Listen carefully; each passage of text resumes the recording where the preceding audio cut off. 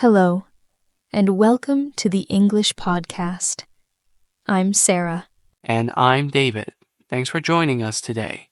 In this episode, we're going to break down a topic that's super important for anyone learning English, understanding past, present, and future tenses. That's right. If you've ever wondered whether to say, I went, I go, or I will go, you're not alone. Tenses can be tricky, but today, we're here to make it all clear for you. And before we dive in, we've got a little bonus for you. There's a free PDF for this episode available in the description. It includes some practice exercises to reinforce what we'll discuss today, so be sure to download it and follow along. Yes, it's a great way to practice and really solidify your understanding. Now let's get started by talking about the basics of tenses in English. All right. Let's talk about what tenses actually are. In English, tenses help us express when something happens, whether it's in the past, present, or future. And getting the tense right can make a big difference in how your message is understood. Exactly. Think of tenses as the time markers of a sentence. They help to place events on a timeline. So when we talk about the past, we're referring to something that's already happened. When we use the present, we're talking about now. And the future, that's anything that hasn't happened yet. Let's take a simple verb. To eat. In the past, you'd say, I ate. In the present, it's I eat. And for the future, you'd say, I will eat. It sounds straightforward, right? But the tricky part comes with knowing which one to use and when. Definitely. So let's dive into each tense one at a time, starting with the past. The past tense is used when we talk about something that has already happened. For regular verbs, this usually means adding ed to the base form, like walk becomes walked. But we also have irregular verbs, which don't follow this rule. For example, go becomes went in the past, not goed. Right. And this is where a lot of learners get stuck. Those irregular verbs can be tough to memorize. But here's a tip. Focus on the most common ones first, like went, ate, drank, and saw. The more you use them, the more natural they'll feel. Let's do a quick example. Imagine yesterday, you visited a friend. You wouldn't say, yesterday, I go to my friend's house. You'd say, yesterday, I went to my friend's house. The word went signals that the event has already taken place. And it's useful to practice this with different scenarios. Let's say you're talking about a movie you watched. Instead of I watched a movie, you'd say I watched a movie. If it was last night, you might say last night I watched a movie. One of the biggest mistakes learners make is mixing up tenses, especially when telling a story. You might start off in the past tense, but then switch to the present or future without realizing it. Consistency is key. Absolutely. And another common error is using auxiliary words like will or going to when they're not needed. For example, in the past, you don't say I will went. You just say I went. Right. The structure is simpler than you might think once you get used to it. It's just the verb itself in its past form. Let's give some more examples and see how this looks in practice. Great idea. Listeners, think of a few things you did yesterday. Maybe you ate dinner, read a book, or went for a walk. Try saying those sentences out loud in the past tense. I ate dinner, I read a book, I went for a walk. If you're not sure of the past tense form, That PDF we mentioned earlier has a list of common irregular verbs. Be sure to download it from the description and use it to help you practice. Now let's talk about the present tense. This one's all about what's happening right now, or what you do regularly. For example, if you're talking about your daily routine, you'd use the present tense. I eat breakfast, I go to work, or I read books. Exactly. But here's a fun fact. The present tense is also used for facts or general truths. For example, the sun rises in the east. This is a fact that's always true, so we use the present tense. And another thing, if something is happening right now, you might use the present continuous tense. That's when you say, I am eating, I am reading, or I am walking. You use am/is/are, followed by the ing form of the verb. Let's do a little practice.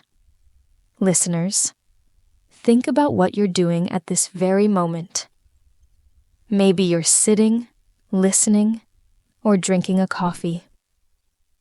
Try to say that sentence out loud using the present tense. I am sitting, I am listening, or I am drinking a coffee. It's all about describing the now.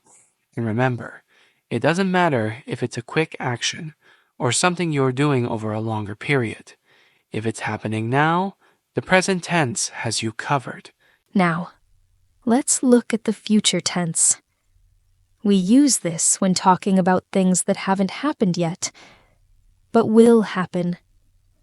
You'll often hear words like will or phrases like going to in future tense sentences. Exactly. For example, if you plan to go to the beach tomorrow, you'd say, I will go to the beach tomorrow, or I am going to go to the beach tomorrow. The good news is that the future tense is pretty straightforward. Just remember to use will before the base form of the verb, or use going to if it's a planned action. It can sound like, I will eat, I will read, or I will walk. Let's try some future examples. Imagine you have plans for the weekend. Try saying something like, I will visit my family, or I'm going to watch a movie. Practice with different scenarios to get comfortable with it. And again, you can find more practice exercises in the quiz PDF we mentioned. It's in the description, ready for you to download and practice these future tense sentences. Let's bring it all together with a short story that uses all three tenses. I'll tell you a quick story, and Sarah, you can help us break it down. Sounds good. Go for it, David. All right. Yesterday, I visited a museum. I love art, so I often visit museums in my city. Tomorrow, I will go to another museum with my friends. Perfect. So, let's break that down. In the first part, yesterday, I visited a museum. He's using the past tense to talk about something he already did. Then, I love art is in the present tense because it's a general truth about him. And finally, tomorrow, I will go is future tense because it's about a plan he has. Exactly. And listeners, try coming up with your own short story that uses all three tenses. This kind of practice really helps to see how the tenses connect with each other. All right, everyone. Now it's time to test your knowledge. Don't forget to download the quiz PDF from the description. It's packed with practice exercises to reinforce what we covered today. Yes, the quiz will give you sentences where you'll choose the correct tense, past, present, or future. It's a great way to apply what you've learned and make sure it sticks. And don't stress if you don't get them all right at first. Learning a language is a journey, and every mistake is just a step forward. The important thing is to keep practicing. All right, let's wrap up with a quick review. Today we explored the three main tenses: past, present, and future. We talked about when to use each one, common mistakes to watch out for, and shared some examples to help you remember. Exactly.